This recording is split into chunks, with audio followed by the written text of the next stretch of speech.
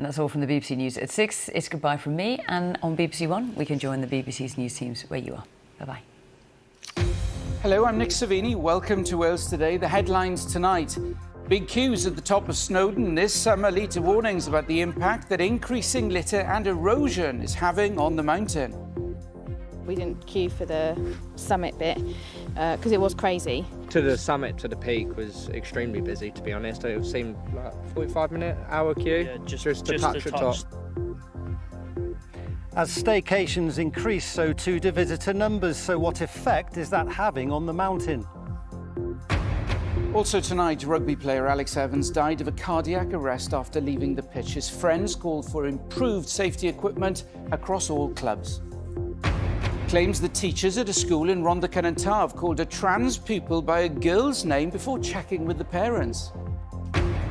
Tom Jones's son died of leukemia 50 years ago. He's been fundraising for cancer research ever since. Now, at the age of 80, he completes his latest challenge. I'd like to see a cure for all of them. And I just feel I've got to do my little bit to try and achieve that.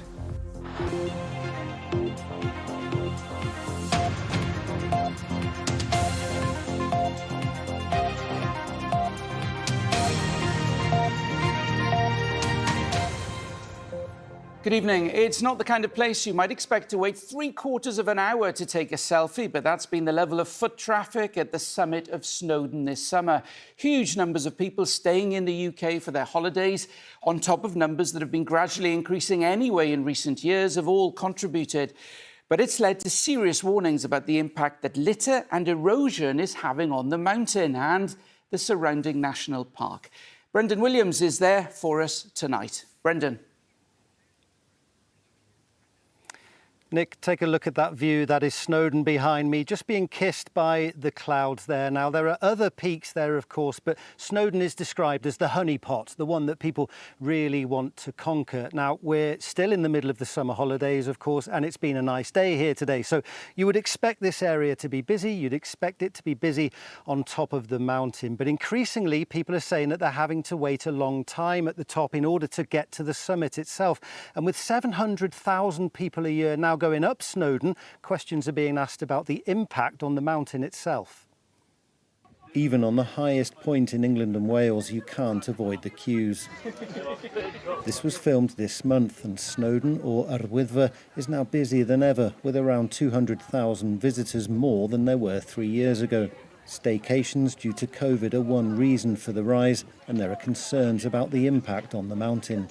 Particularly when people come with a limited knowledge of what to expect or limited experience of spending time responsibly in the outdoors, that's where the problems really mount up.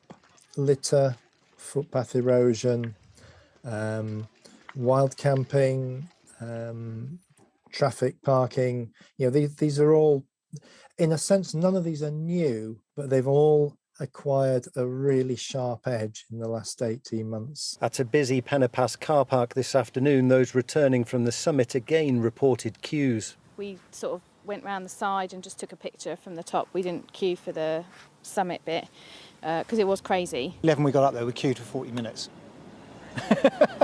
And when we came down, there were more queued up behind us. Just the queues to actually just get a picture on the summit is some people were waiting 45 minutes and we were quite a bit behind them, so it would have been up to an hour wait. So I think that's quite, for the time you'd spend 4 to 5 hours climbing it, and you don't want to wait around for an hour because you still got to get back down at the end of the day. More visitors often means more accidents. Mountain rescuers have seen a rise in the number of call-outs this summer. Despite repeated warnings, many walkers are still underprepared. Of course, everybody's allowed to go up the mountain. You can't stop anybody. But you can see they're not used to walking the mountain with clothing they've got on and things. Some comes, like I've seen a few, you won't believe this, flip-flops and things, And you give them advice and they don't want to know either. So we some of my mates, we don't say anything anymore. There's no point, Snowdonia National Park Authority has produced a film which it hopes will help visitors and encourage them to explore the region's other paths. With 2 weeks of the summer holidays left, the message is, come and enjoy Snowdon, but please respect the mountain. And that respect, Nick, comes in many forms. Yes, it's about personal safety. That's absolutely crucial. Being prepared, not causing the rescue teams to be called out unnecessarily. But it's also about respect for the surroundings and for other people. It's about not blocking main roads and parking irresponsibly. It's about taking your litter home with you, respecting this wonderful scenery so that the many hundreds of thousands of people that already come here can continue to do so, Nick. And of course, Brendan, certain parts of Snowdonia have recently been awarded World Heritage status, so the numbers could go up even further. Yeah, that's after many years of campaigning to have areas like this, the Dinorwig Quarry, recognised by UNESCO. Now, it's a recognition of the incredibly important role that the North Wales slate industry played around the world, and it sees areas like this ranked alongside world-famous monuments like the Taj Mahal. Now, let's be honest, nobody really knows how many tourists that could eventually bring in, but it's probably safe to assume that it could lead to a boost in visitor numbers, and for areas like this with Snowdon in the background, it could well mean more people going up there too. Brendan Williams in Snowdonia, thank you very much indeed. A rugby club in the Swansea Valley says it wants to work with the WRU and other sports bodies to ensure every club has a defibrillator pitchside. 31-year-old Alex Evans, who played for Cwm Llynfell, died after suffering a cardiac arrest during a memorial match on Saturday. Despite efforts to revive him using a defibrillator, tragically, it wasn't enough to save him. Ben Price reports. A popular man who had an infectious smile, one of thousands of tributes to Alex Evans, who died suddenly during a rugby match at the weekend. Mr. Evans left the pitch feeling unwell. His health worsened, and despite efforts to revive him with a defibrillator, sadly, it wasn't enough. Now his club says they want to work with the WRU to ensure defibrillators are placed pitchside everywhere. I think for us now, you know, some good has got to come out of the tragedy on Saturday. My next step will be to speak to our district representatives about the way going forward of trying to ensure that every sports club has got a defibrillator on site, not just in the clubhouse, but pitchside. Tributes have been pouring in from across the global rugby community, from Scotland to Australia. Mr. Evans, who was 31, played flanker. The match at the weekend against Crynant was in memory of another club stalwart who had died of COVID. It's understood that Alex Evans suffered a cardiac arrest here on Saturday. According to official data, around 6,000 people in Wales suffer a cardiac arrest outside of a hospital setting every year, and Wales has one of the lowest survival rates in Europe of this type of incident. One charity which campaigns to get defibrillators at locations across the country says it's already done some work with the Welsh Rugby Union to get defibrillators into 140 clubs. It's also calling on the Welsh Government to set up free heart screening for people who play sports. If we can screen these youngsters now, you know, cardiac arrest, people think, oh, it happens to somebody, you know, in their 70s, 80s, but no, it's happening too many times now, and we've got to do something about it. Last month, the Welsh Government announced it's investing more than £2 million over the next 3 years to educate people on cardiac arrests and to provide training around CPR and the use of defibrillators. For the family and friends of Alex Evans, this is the most difficult of times. His rugby club hopes to be able to do something in his honour to help others in future. A 2-year-old boy who died after being found in a critical condition at a Bridgend house has been described by family as the most beautiful and precious angel to grace the earth. Reid Steele died at Cardiff's Noah's Ark Children's Hospital on the 12th of August. In a statement on a fundraising page, his relatives said, "We miss him with every fibre of our beings." His mother, 31-year-old Natalie Steele of Bridgend, has been charged with his murder. The latest coronavirus figures from Public Health Wales, which cover a 2-day period, show there were a further 2 deaths of people with COVID-19, and there are 3,247 new cases. Turning to vaccinations, and more than 2.3 million people have received a first dose, which is equivalent to 73% of the Welsh population. More than 2.1 million people have received the full course, which is equivalent to 68%. Now, COVID is still the biggest cause of death so far in 2021, according to the latest ONS figures. Their analysis shows coronavirus was the 22nd leading cause of death in July, with dementia and Alzheimer's being the highest. But it does come as Public Health Wales statistics show COVID case rates in Wales once again spiking. Let's go through all these figures with Amelia Belly. So, Amelia, first of all, just tell us what these figures are actually showing us. Well, Nick, what we're essentially seeing is a jump in cases. The average number of positive tests a day in Wales has basically doubled to 1,300 a day versus this time last week. And at this rate, projections are showing us that we could see that double again in 10 days' time.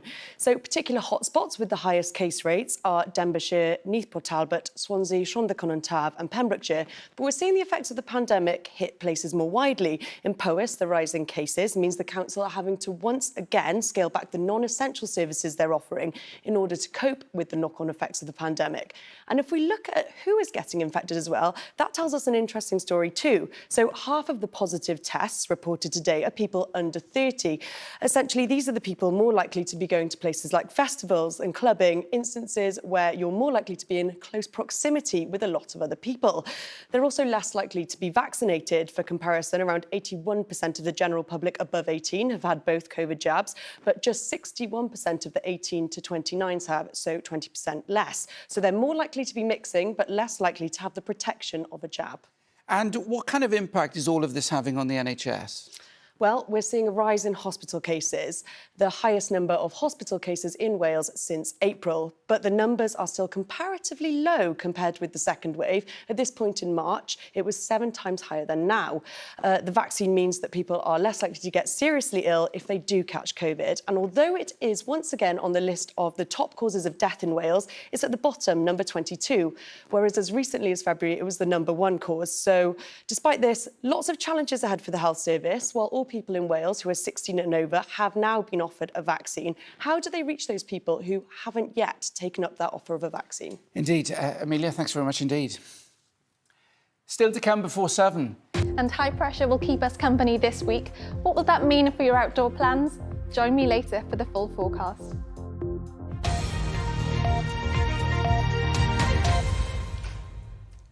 A woman from Brecon who's lived with often debilitating chronic pain for almost 2 decades is warning about the health risks of taking prescription drugs for long periods of time. Nikki Jones has spent 18 years on high-strength medication, but says she only started to really deal with her pain when she explored other types of treatment. New clinical guidance now recommends physical and psychological therapies rather than just drugs, as Nicola Smith now reports. 20 years ago, keen horse rider Nikki Jones had no idea that a condition called trigeminal neuralgia was about to change her life. The first attack came on Christmas Eve 2001. I was just sitting watching television with my gran, and it was as somebody put a cattle prod to the side of my face. Just this extraordinary pain. It literally knocked me onto the floor, and it just never stopped. Frankly, it was terrifying.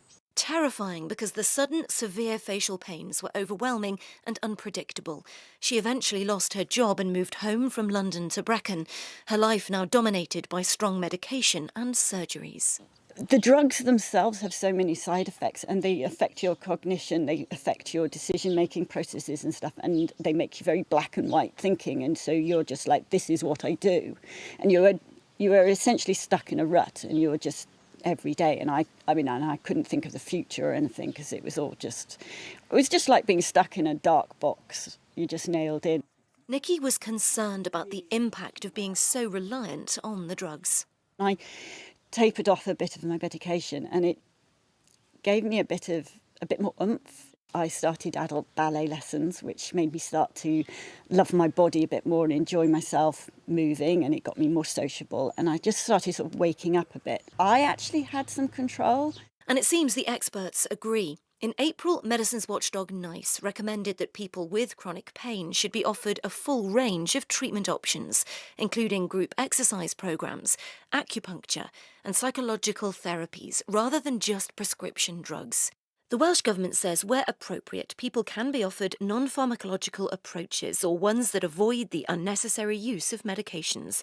Where they are prescribed, it says treatments must be regularly reviewed and stopped where they no longer provide a benefit. 3 years on, Nikki's active and is trying to wean off painkillers. She wants to raise awareness to help other chronic pain sufferers access advice and support about self-managing their condition too. Now, I'm on a third of the dose I was on now, and my brain is so much better. I'm alive. If I start to get one of the migraine attacks that used to really incapacitate me on top of the trigeminal neuralgia, I'll get on my bike now. But that's taken a lot of hard work. That's taken me 3 years to get to that position. It's not something that you do overnight. It's a lot of hard work, but it's worth it. And I'm back to life now. I'm back to life now. Nikki Jones ending that report. One of Wales's largest councils, Rhondda Cynon Taf, is reviewing its transgender guidance after teachers began calling it trans pupil by a girl's name days after they came out, without speaking to the parents. Our education and family correspondent Bethan Lewis is with me now. So Bethan, what's the background to this?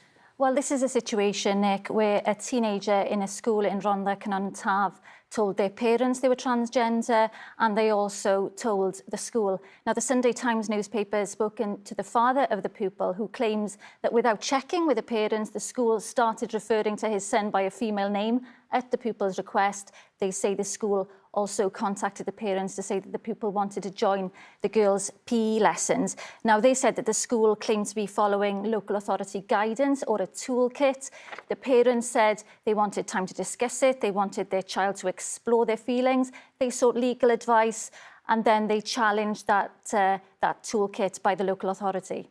And what's the council said? Well, the council has confirmed it's withdrawn its toolkit temporarily. A spokesperson said that given that over 2 years has passed since the toolkit was introduced, the school summer holidays has provided an opportune time to consider how the toolkit might be improved to better support schools and their pupils. They'll say they look to reinstate the toolkit as soon as possible after they've reviewed it. They say that it's guidance to schools. Schools don't have to follow it. They go on to say RCT Council, like others in the local authority sector, is committed to establishing arrangements that can assist in providing support to transgender and gender questioning pupils, but they don't want to comment on any individual case.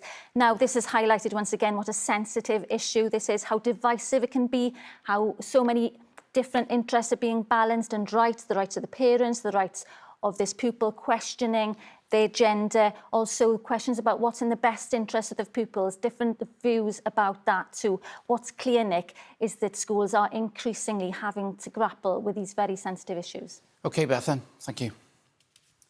A man from Cardiff has just celebrated his 80th birthday by climbing one of Wales's highest peaks for charity. It's quite an achievement, but what's even more extraordinary is that he did it in memory of his son, who died of leukemia at the age of 10.